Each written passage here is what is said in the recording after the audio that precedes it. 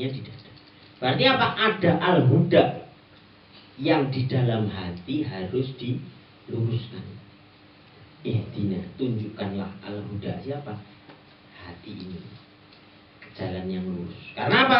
Karena kalau tidak sampai ke sini lisan saja, maka disindir oleh Rasulullah dalam satu hadis, nanti kelak di akhir zaman banyak para tahfiz, banyak para hafidh hafidhoh, bahkan alim, bahkan dia hafal dan fasih untuk mendalil, tetapi tidak melebihi kerongkongannya. Dan apa? Dan dia bagaikan busur panah, anak busur panah yang melesat dari busurnya menjauhi agamanya.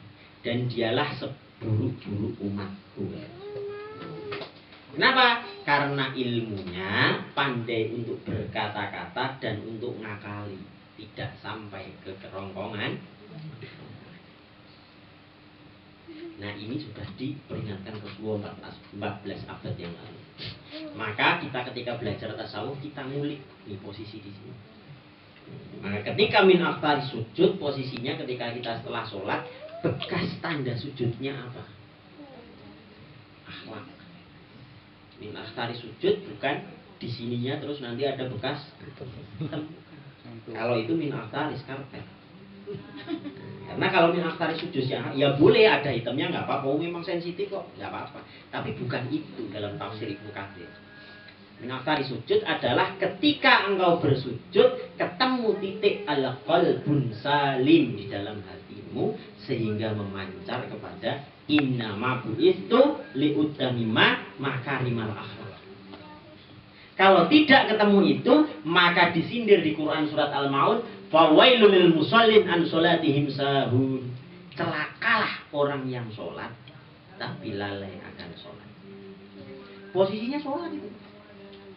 Ahli sholat 5 waktu, mungkin berjamaah, ditambah sholat sunnahnya mungkin 1000 rakaat, niru Imam Mazhab. Tetapi posisinya tidak melebihi kerongkongan. Na'udzubillahi min.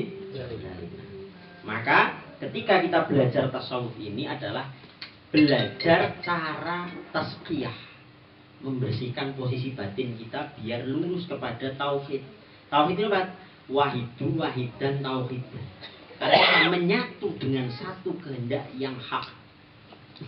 Nah, ketika Allah berkehendak, kok kita masih punya resistor yang tinggi? Nah, itu disebut resistor itu apa? Penghalang. Kalau dalam kelistrikan kan penghalang. Nah, maka apa? Resistor inilah yang disebut kafir, kafaro. Tertutup, yang menutup akses energi untuk terakses. Listrik ditutup pakai resistor biar apa? Nggak meledak. Tapi maksudnya apa? Dia membatasi energi tidak berlebihan. Nah, ketika Allah memberikan petunjuknya berupa yang disebut khatirullah, petunjuk yang diujamkan ke hati-hati orang mukmin, maka dia masih terhalang. Ini yang ada dalam syair Gus Dur. Kafire dewi gak diperhatike, sering ngafir imarang liyane. Yang dimaknanya apa? Ada kekafiran ketika kita dipanggil Allah misalnya, Allahu Akbar, Allahu Akbar.